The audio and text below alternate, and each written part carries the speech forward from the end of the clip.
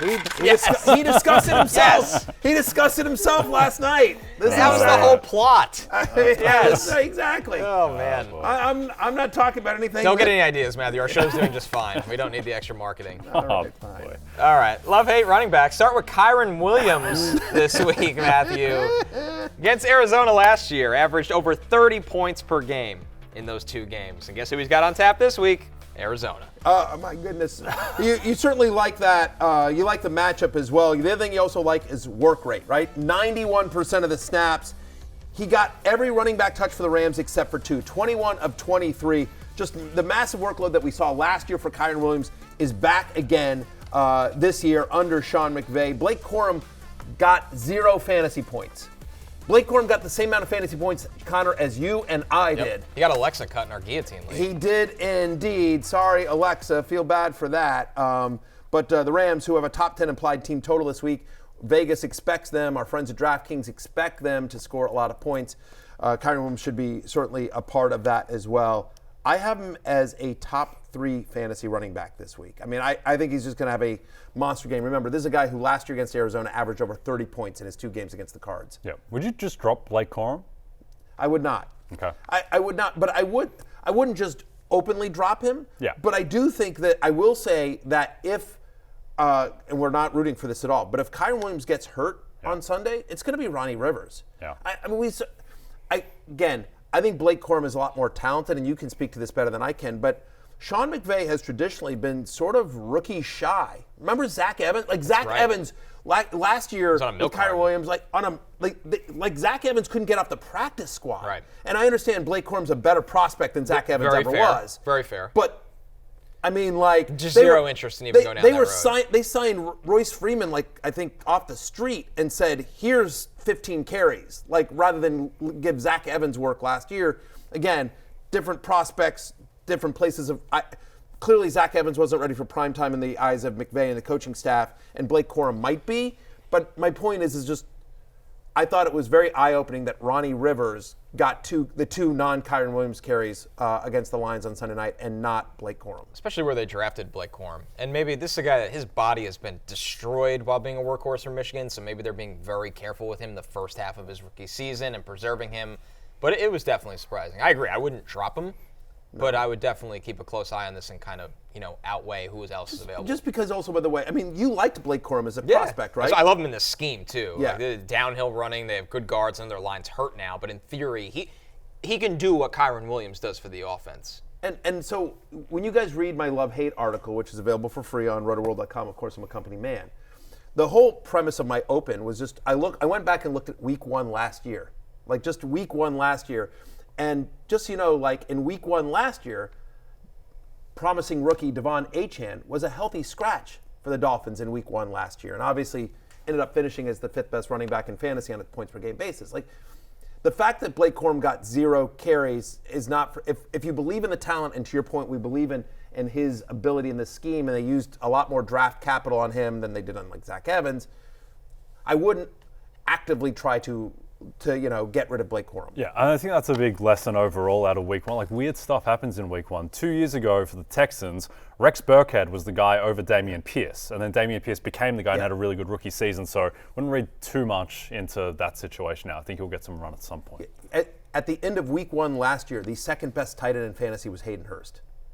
He had a monster week 1 last year. Week 1 lies like no other. I mean, keep pounding. Right, yeah, keep pounding, exactly. Thank you, there you go. Look at you. Look at you, you're joining on the bandwagon. Isiah Pacheco also on the love list here, Jay. 85% of the team running back touches in week 1. He's got a Bengals team that I think it would be polite to call them looking rusty week 1. They just look lost right now. They might have the worst run defense in the NFL. It was bad last year. I think it might have gotten worse with the personnel that they lost in the offseason. And talk about not overreacting to week 1. I think you can read a lot into week 1 for the Kansas City Chiefs and their run game because there's no one else in this backfield. Like, it's going to be the Carson Steele show? No, it's the Isiah Pacheco show. He's going to get a ton of work, and I think that the Chiefs will lean on the run in this game until the Bengals prove that they can stop it. Like, I'm pretty sure the Bengals knew that Jacoby Brissett was going to be airing it out 40 times, and they still couldn't stop Ramondre Stevenson on the ground. That's exactly right. That's the point, is that, there was no threat of a passing game. They knew exactly what the Patriots want to do, and Ramondre ran all over this team. So now they've got to deal with Rashee Rice and Xavier Worthy and Patrick Mahomes. So I think really open running lanes here for Isiah Pacheco, who got 85% of the Chiefs' running back touches in week 1. By the way, in games without Jerick McKinnon, dating back to last year, he has now scored in 8 straight games.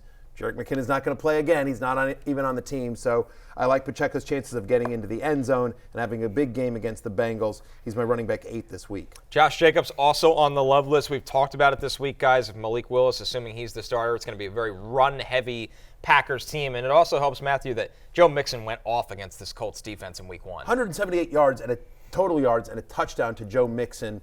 The Colts gave up in week number 1. And so Jacobs, who played 72% of the snaps for the Packers against the Eagles, and that was a top 10 rate among running backs. So he was already getting kind of a workhorse role, and now the fact that they don't really have that threat of a passing game, you'll see an increase in Emmanuel Wilson. But I think 25 touches, if not more, absolutely not out of the question for Josh Jacobs, who, by the way, also in that game against the Eagles got 100% of the Packers' red zone rushes. So if they get in close, it's going to Josh Jacobs. I'm at running back 13 this week. Again, I'm nervous that the Colts are thinking what we're thinking. It's make Malik Willis prove it to us. We're going to load the box, and we'll take our chances.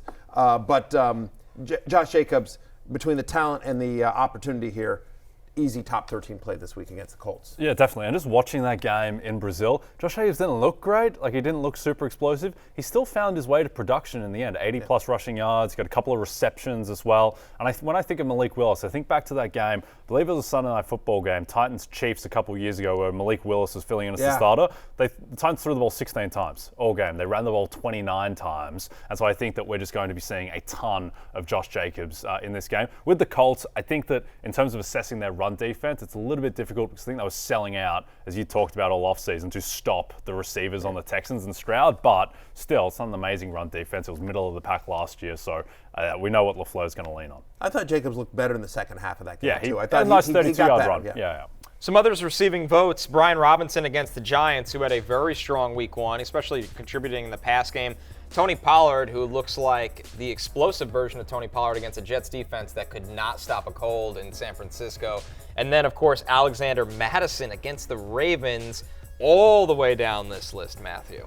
Well, look, Robinson, to your point about he was tied for the highest target share on the team. Almost 17% target share for Brian Robinson. The fact that they're using him in both the run game and somewhat in the passing game is helpful there. We talked about Pollard. What a great matchup with the Jets, as you mentioned. Their run defense, they're going to want to run. Absolutely brutal. He looks back to being the explosive Tony Pollard. And then Alexander Mattison, this is a guy that had almost a 19% target share. We know Zamir White is not going to be involved in the passing game. So the Raiders on the road at Baltimore, where they're almost a touchdown underdog, you expect they're likely going to be down. And if they're throwing, Madison's coming in the field a lot more than Zamir White. And so, he actually played on 73% of the passing plays for Las Vegas in week 1. Was it a tough name to type in on the love list? Alexander Mattison? And what? Look, RB40. Let's clarify. Right, exactly. Yes. That's the thing. RB40. Yeah. But sometimes leagues are deeper. You're not always. The fact of the matter is again, love-hate is all about expectations. Who do I think does better than your general consensus or the projections? Who do I think does worse? Alexander. If ever there was a week to fire up Alexander Mattison as a flex play in a deeper PPR league, this would be a week because I think they're going to be down and throwing on the road at Baltimore. Yep. I like the call on Pollard in particular just because that second half from Will Levis was literally a 0 out of 100 from Levis, and it obscured the fact that in the first half, Pollard was dominant against a Bears defense that's pretty solid. And also, he just got all of the carries, basically. It was 80% of the carries versus Tajay Spears. So Pollard is clearly the guy in that backfield until proven otherwise. Hey, it's Matthew Berry from NBCSports.com and RotoWorld.com, and I want to thank you so much for watching whatever it is you just watched. Or if nothing else, being too lazy to click out of the autoplay after this video started, after whatever it is you actually wanted to watch finished. But now that you're here, I'd like to take a moment here to ask you respectfully now, okay? I'm asking you respectfully to subscribe to the NFL on NBC YouTube channel. You'll get the latest Roto-World fantasy news headlines, all sorts of great shows, including my own Fantasy Football Happy Hour. So go subscribe now. Again, I'm asking respectfully.